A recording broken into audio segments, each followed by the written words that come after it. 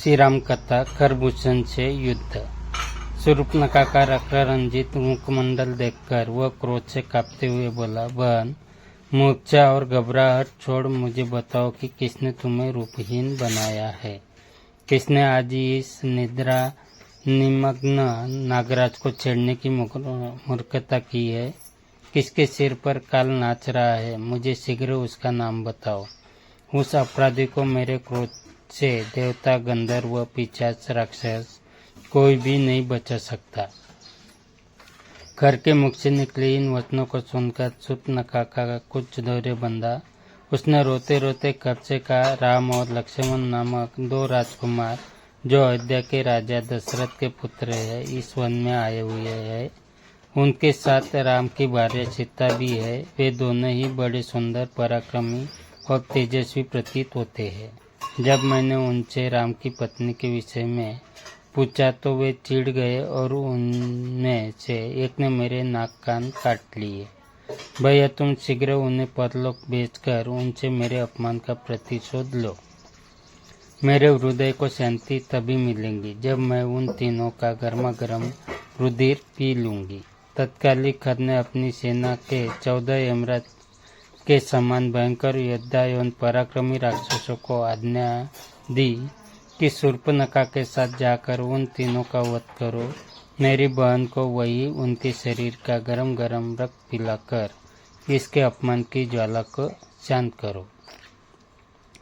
खर की आज्ञा पाते ही वे राक्षस भयंकर अस्त्र शस्त्रों से सज्जित होकर राम, लक्ष्मण तथा सीता का वध करने के लिए शूर्पणखा के साथ चल पड़े।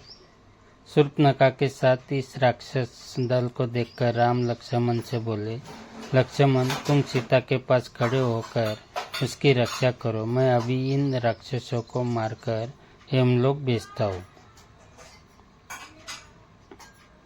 इसके पश्चात राम धनुष पर प्रत्यंचा चढ़ाकर बाण संभल कर उन राक्षसों से बोले, दुष्टों, हम लोग तपस्वी धर्म का पालन कर रहे हैं और किसी निर्दोष पर कभी वार नहीं करते।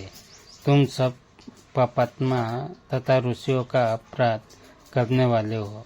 उन ऋषि मुनियों की आज्ञा से ही मैं धनुष बाण लेकर तुम लोगों का वध करने आया हूँ। तुम्हें यदि युद्ध से संतोष प्राप्त होता हो तो यहाँ ही खड़े रहो, अन्यथा लौट जाओ।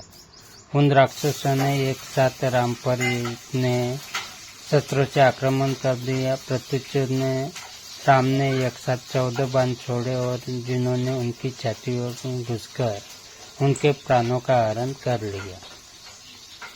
वे भूमि पर गिरकर तड़पने लगे और मृत्यु को प्राप्त हो गए। सभी राक्षसों के इस प्रकार मर जाने से पर शूर्पणखा रोती बिलखती खर के पास जाकर बोली, उन सब राक्षसों को अकेले राम ने ही वध कर डाला। ये सब मिलकर भी उसका कुछ न कर सके।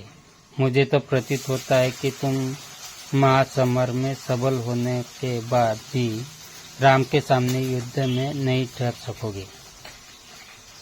यदि तुम स्वयं को शूरवीर समझते हो तो तुम अपनी संपूर्ण शक्ति लगाकर उससे युद्ध करो। यदि तुमने शत्रुघाती राम का वध नहीं किया तो मैं तुम्हारे समक्ष ही आत्महत्या करके अपना प्राण त्याग दूंगी।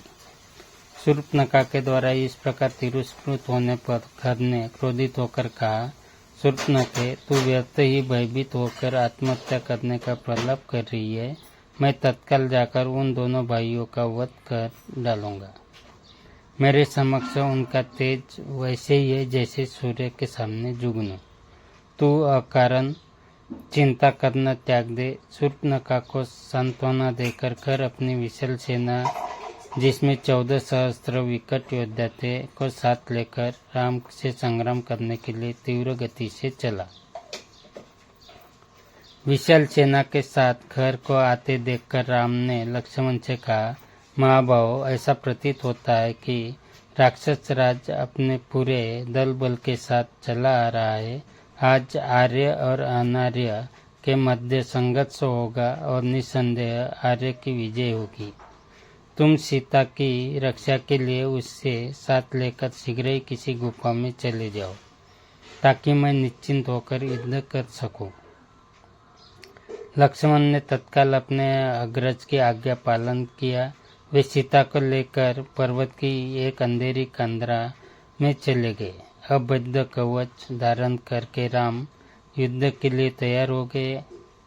देवता, यक्ष, किन्नर, गंधर्व आदि सभी राम के विजय के लिए परमात्मा से एक प्रकार प्रार्थना करने लगे कि हे त्रिलोकीनाथ, वीर पराक्रमी रामचंद्र को इतनी शक्ति प्रदान करो कि उनके हाथों गौ, ब्राह्मण तथा ऋषि मुनियों को अनेक प्रकार से कष्ट देने वाले राक्षसों का नाश हो सके। राक्षसों की सेना ने राम को चारों ओर से घेर लिया तथा आक्रमण की तैयारी करने लगे। राम ने भीषण विनाश करने वाली अग्निबाण छोड़ दिया, जिससे राक्षस हाहाकार करने लगे। राम तत्परता के साथ राक्षसों के द्वारा छोड़े गए बाणों को अपने बाणों से आकाश में ही काटने लगे। इस पर राक्षसों ने अत्यंत क्रोधित होकर एक साथ बाणों की वर्षा करना आरंभ कर दिया और राम चारों ओर से उनके बाणों की आच्छादित हो गए। राम ने अपने धनुष को मंडलाकार करके अद्भुत हस्तलाघव का प्रदर्शन करते हुए बाणों को छोड़ना आरंभ कर दिया, जिससे राक्षसों के बाण कट कट कर भूमि पर गिरने लगे। ये ज्ञात ही नहीं हो पाता कि कब उन्होंने तरकस से बाण निकाला और कब प्रत्यंचा चढ़ाई और कब बाण छूटा। राम के बाणों के लगने से राक्षसगण निष्प्राण होकर भूमि में लेटने लगे। अल्पकाल में ही राक्षसों की सेना उसी भांति छिन्न छिन्न हो गई, जैसे आंधी आने पर बादल छिन्न भिन्न हो जाते हैं।